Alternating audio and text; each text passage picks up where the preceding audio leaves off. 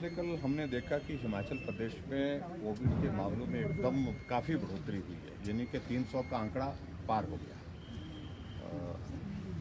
और हम जब इस सारी चीज़ को जब देख रहे थे कि पिछली बार जब कोविड आया था आंकड़ा धीरे धीरे बढ़ा था, और अब की बार पिछले 20-25 दिनों में 220 से आंकड़ा 2000 के करीब पहुंच गया है, जिसको मैं कह सकता हूँ कि बहुत रैपिड, बहुत फास्ट जो है वो एकदम जो है स्प्रेड हो रहा है।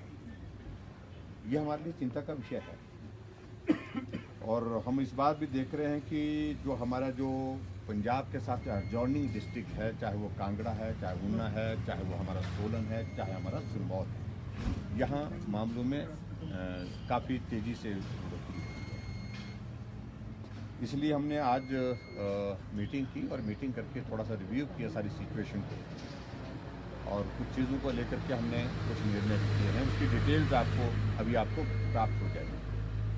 मोटे तौर पर हमने एक तो ये तय किया कि जो मंदिरों में दर्शन का जो श्रद्धालु आता है, दर्शन करने के लिए आते हैं, वो तो श्रद्धालु दर्शन करेंगे, लेकिन वहाँ लंगर का आयोजन, भजन कीर्तन का आयोजन, हवन का आयोजन जिस प्रकार से करते हैं, उस पर हमने कहा कि फिलहाल रुकना चाहिए। दूसरी बात, हमने ये भी निर्णय किया कि जो पब्लिक प्रोग्राम्स हैं हमारे हैं, वो अगर हॉल के अंदर हैं उसमें वही रखा हमने कि 200 मैक्सिमम और 50% ऑफ द टोटल कैपेसिटी, 50% वर्ग टोटल कैपेसिटी का। अगर जहाँ जैसे 400 लोग बैठ सकते हैं, वहाँ पर 200 से ऊपर ज़्यादा लोग नहीं बैठे, 50% बैठेंगे। जहाँ 100 आदमी बैठ सकते हैं कमरे के अंदर, वहाँ पर 50 आदमी ही बैठेंगे। और ओपन एरिया में भी इसी तरह से हमने जो कार्यक्रम होगा उस कार्यक्रम में हमने रिस्ट्रिक्शन नहीं लगाई, लेकिन इतनी रिस्ट्रिक्शन लगाई, अगर कहीं ग्राउंड की कैपेसिटी 1000 है तो 1000 के उस ग्राउंड की कैपेसिटी के अनुसार 500 ही वहाँ पर लोग कार्यक्रम में गैदर हो सकते हैं। तो इस पर एनफोर्स किया। इसके अतिरिक्त हमने कॉन्टैक्ट ट्रेसिंग पर थोड़ा ज़्यादा बल देने के लिए कहा है, टेस्टिंग का सैंपल और ज़्यादा तेज़ी से बढ़ाने के लिए कहा है।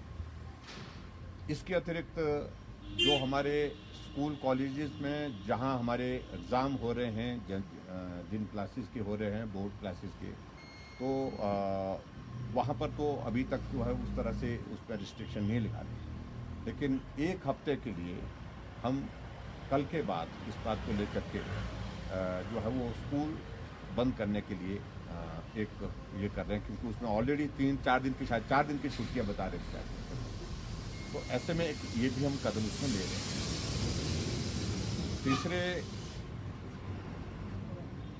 हमारे हिमाचल प्रदेश में टूरिस्ट का आना जाना अभी फिलहाल हमने कहा कि उसमें नहीं रुकेंगे। होम आइसोलेशन के मैकेनिज्म को स्ट्रेंथन करने के लिए कहा है, और इसके अतिरिक्त जो है वो जहां हमारी बेड कैपेसिटी को लेकर के उस पर भी हमने रिव्यू किया, और उसको और ज़्यादा इन्हांस और बिल्कुल एक्टिव इसमें रखना चाहिए हमको, सक्रिय इसमें, ताकि जहाँ भी ज़रूरत पड़ेगी उसके मुताबिक पेशेंट को वहाँ पर एडमिट करना पड़े तो एडमिट करने के लिए वहाँ पर गुंजाइश रहे।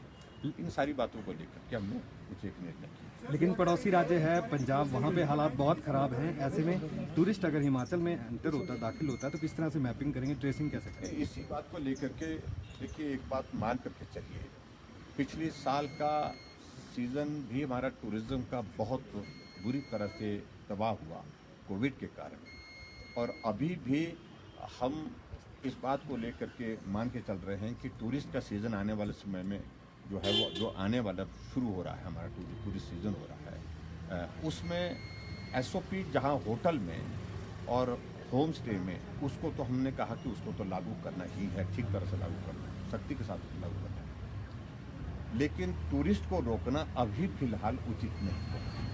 स्टेट की इकॉनमी के लिए, स्टेट के रोज़गार के लिए ऐसी परिस्थिति में थोड़ा इंतज़ार ज़रूर करेंगे।